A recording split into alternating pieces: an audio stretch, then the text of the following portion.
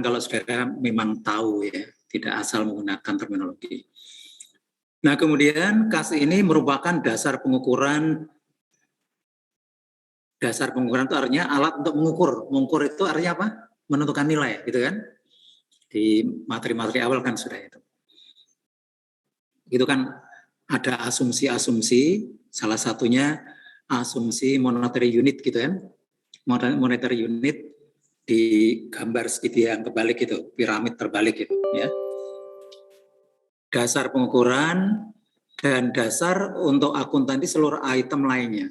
Jadi semuanya itu diukur dengan uang gitu.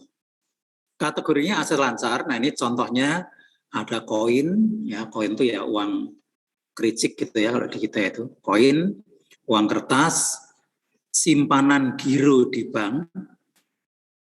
Ya, jadi simpanan di bank yang masuk dalam kategori kas bisa dipakai sewaktu-waktu itu ya simpanan giro. Kalau yang lain kan tidak bisa sewaktu-waktu. Deposito masuk atau tidak? Masuk atau tidak kalau deposito? Di sini memang nggak disebut. Tapi Anda kan punya pengetahuan kemarin yang kita bahas. Asal kurang dari 3 bulan, kan deposito ada yang deposito bulanan, 3 bulanan, 6 bulanan, setahun gitu ya. Yang 3 bulan ke sini, bulanan gitu ya, itu masuk dalam kategori apa? Setara kas. Ya. Jadi nanti pelaporannya kan jadi satu item gitu, kas dan setara kas. Tapi kalau kasnya sendiri deposito tidak masuk, tapi dia masuk dalam kategori apa tadi? Setara kas. Ya. Nah, setara kas itu artinya ya dekat sekali dengan kas. Ya. Artinya untuk menjadikan kas itu diperlukan upaya apapun. Satu. Yang kedua, kita bisa dengan cepat mendapatkan uang tunainya. Nah, yang lain banyak. Apalagi kalau kita bicara dalam konteks sekarang itu kan jenis alat bayar kan banyak sekali ya. Ya, saudara sudah banyak mempraktekkan itu. Nah, tapi memang ada yang sudah diakui, ada yang belum, ya.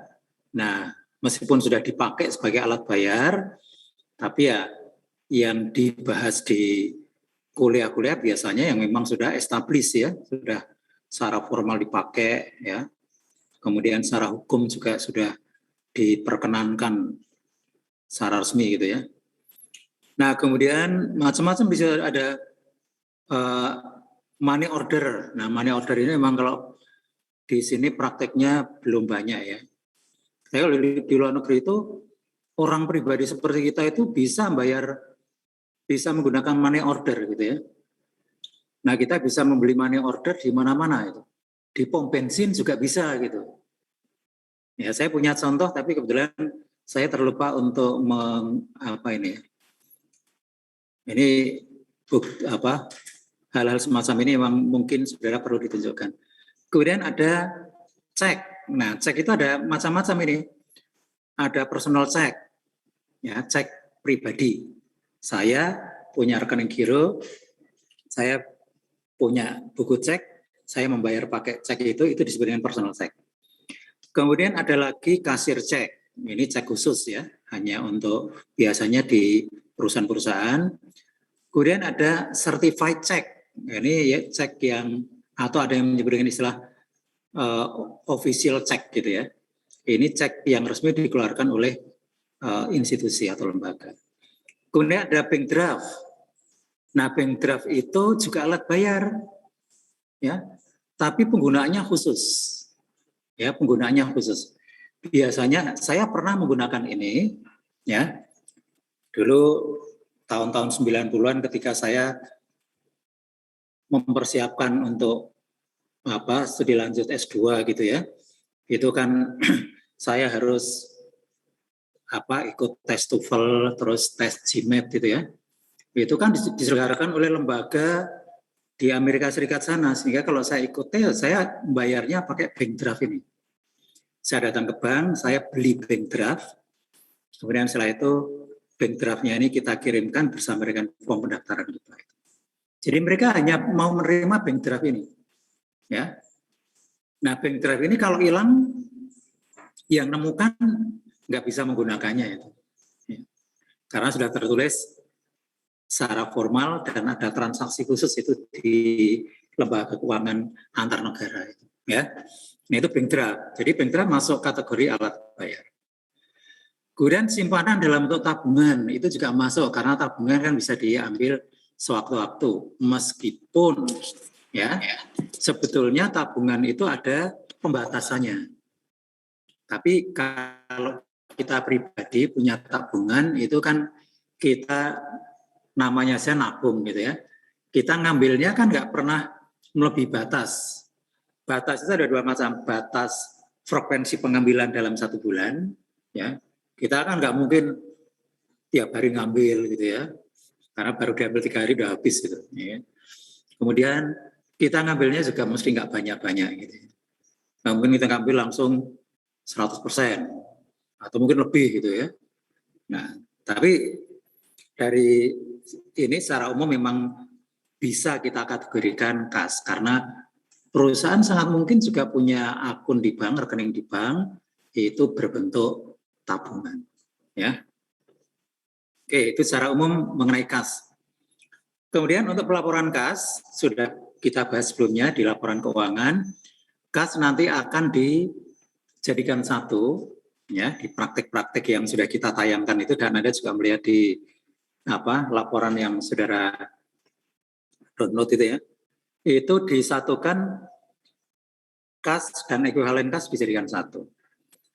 Nah, ekuivalen kas itu adalah investasi jangka pendek yang sangat liquid, ya. Siap dikonversi menjadi kas, artinya untuk mengubah menjadi kas tidak dibutuhkan upaya ekstra, ya. Tidak ada syarat khusus, tidak kondisional, gitu. Ya. Kemudian selain tidak ada kendala, ya, tidak ada pembatasan, itu juga waktunya cepat, gitu. Nah, ini kalau di sini memang tidak disebutkan jangka waktunya berapa bulan, tapi kemarin kita sudah pahami bahwa tidak lebih dari 3 bulan, ya, tidak lebih dari 3 bulan. Oke, nah ini ya, contohnya kalau di konteks yang lebih luas itu macam-macam, ada treasury bill. Treasury bill itu seperti obligasi pemerintah. Jadi obligasi yang memang pasti dibayar itu. Nggak mungkin pemerintah itu nggak bayar itu. Ya kan?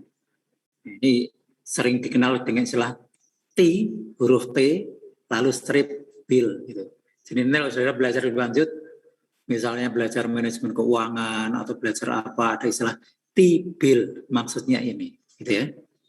Ini sangat dijamin, ini pasti dibayar itu, ya.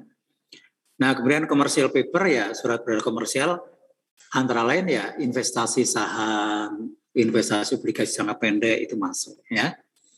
Kemudian dana-dana yang berasal dari pasar uang, ya. Pasar uang itu yang mana itu ya? Kan kita mengenal ada pasar modal, ada pasar uang gitu ya. Nah, gampangnya kalau pasar uang itu ya dana antar bank itu, ya. Dana antar bank. Antar bank itu juga saling meminjam di antara mereka.